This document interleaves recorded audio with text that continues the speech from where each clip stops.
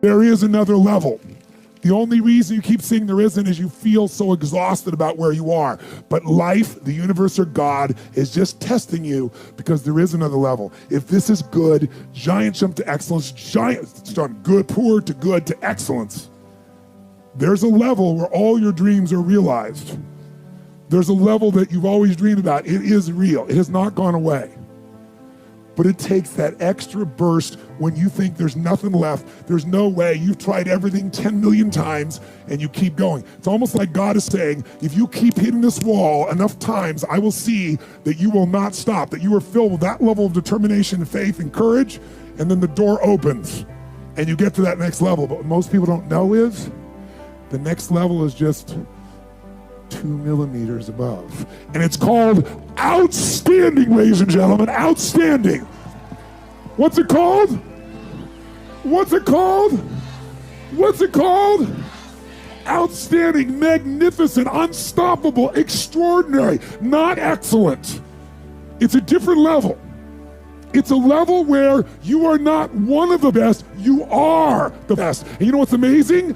You only have to be 2 millimeters more than everybody else and you get everything. You get the joy, the laughter, the fun, the family, the passion, the economics, the freedom, the spirit. It's all there. What Jerry Maguire called the Quan, baby. All of it. And it's just 2 millimeters above, and most excellent people give up because they're exhausted. And there's some people who go, the harder I hit it, the more I hit it, sooner or later it's going down, I'm not stopping. And when you do that enough, it pops open.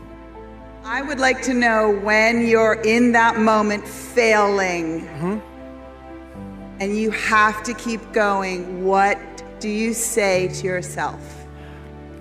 What if? A lot of times I'll be in a 200-mile run or something like that, and I'm all jacked up. Body's broken, mind's broken, spirit's broken. I start to say, what if I can pull this off? When I first walked into the Navy SEAL recruiter's office, he looked at me and said, there's only been 35 African Americans in 70 years make it through. You know what I said to myself? What if I can be the 36th? It's the what if I can pull off a miracle.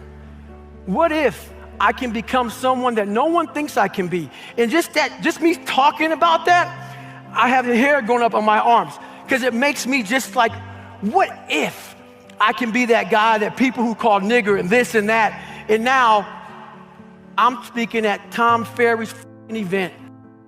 It's hard changing your life. It was hard when just over 3 years ago in the Penobscot building in Detroit, Michigan, where I was operating my business, and I fell on some hard times, and I was sleeping in my office.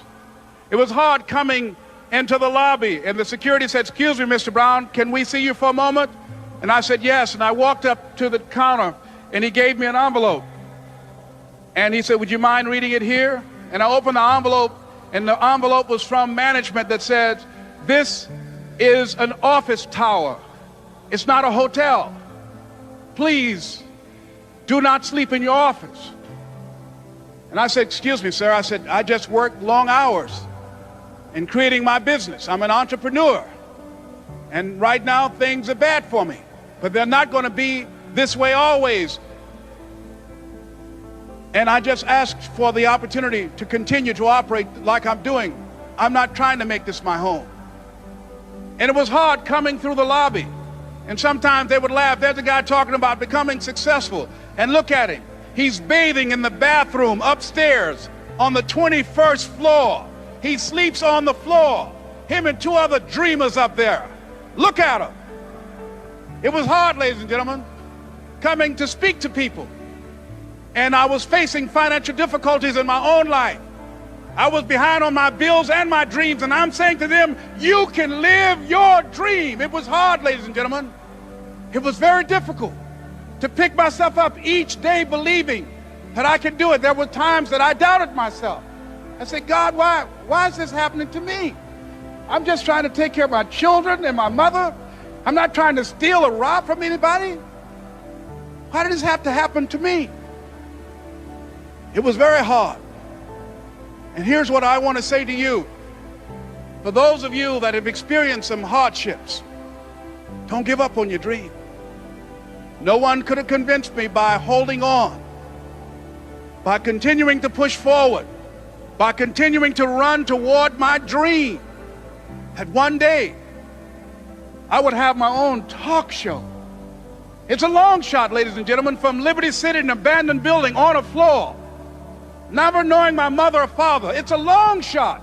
Being here with you today in this dome in Atlanta, it's a long shot. No college training, labeled educable, mentally retarded, but I kept running toward my dream.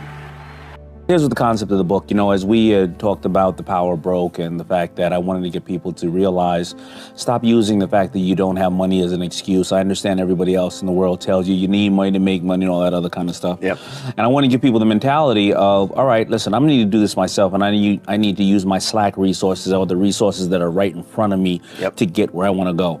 So now, after a lot of people have responded to that book really well, and at first I thought they were going to hear power broke. I don't want to be reminded of me being broke, or I don't want to hear when Dame was broke. They responded to really, really amazing way.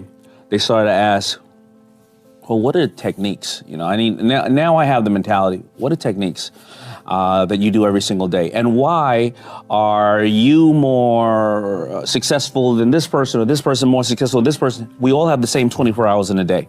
So that's when I created this new one, Rise and Grind. And the theory is that, listen, every day we're going to rise. If we're not going to rise, we're dead, right? That's your defense. You're just rising, right? Yeah, sure. But your grind is your offense. And I've studied, I believe, I've studied dozens of subjects, but I put about 16 subjects in this new book, and they range from everywhere from award-winning actress Catherine Zeta-Jones to Carlos Santana, to our crazy friend Gary Vee, to a young man named Kyle Maynard who was born with no arms and no legs, and Army crawled Mount Kilimanjaro. I'm sure you know him as well. To various other people, Brian Lee, who started Shoe Dazzle and with Kardashian, right? with Kardashians, LegalZoom, and then all of a sudden he does Honest Company with Jessica Alba. I love that story. He wanted to be a rapper. He wanted to be a rapper. I think he was a young Asian man who told his parents he's moving to New York to be a rapper. I'm not even going to tell you his rapping name. I'll let you read the book. I asked them all the same questions, and then some different ones. What do you do the first 90 minutes of your day? What do you do the last 90 minutes of your day? What did you do when you were 20 that you no longer do when you're 40? What did you do when you were 20 that you forgot to do? And then when you start doing it again when you were 40 or 50, you realize what got you back to this point. Yeah. And I found probably over 50 things in there that everybody did in some way or another very similar. Whether in the Joel Osteen, whether it's in the morning they either prayed, meditated, mentally like me, set a goal, and zoned out. They took some time for themselves. Yeah. And I found various other things, and it's amazing and fascinating. So this is what I wanted to create for people, because I wanted them to either say, I'm on the right track, I'm doing something, everybody was laughing at me when I do this, or maybe I should try this one, or this one doesn't work as well as this one. Yeah. And I've been using it myself, a lot of this stuff. And it's been working for me too. It's been helping improve my life. And I'm a student of my books, because I'm trying to ask them the same exact thing that other people want to know. There's different types of people in this world. And one thing that we're all going to deal with is like difficulties in our tasks, trying to become successful. As good as things get, you got to have the same amount of bad that's going to try to impede your progress. Whether it be people, whether it be the IRS, whether it be whatever.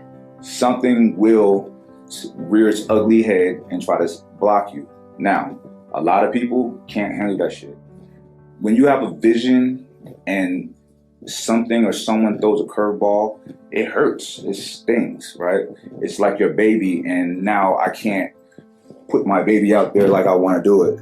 So it really throws people off. They get really negative, they may get depressed, they may want to stop, they may want to just go back to their 9 to 5. That's fine. It's not for everybody to push through, but for those who can push through, like he said, the difference between those who really succeed and those who don't are the ones who, when they're faced with whatever these difficulties are, they're like, I'm gonna keep pushing through. I'm gonna keep pushing through, because it sounds corny and cliche, but there's always sunshine after the rain. You know what I'm saying? Rain don't last that long. You gotta know that, be aware of that. That's something you can take with you through everything in life. But in business, you cannot stop because things are not going right at the time, because it's going to happen. I've dealt with it. I'm sure I'll deal with it again at some point.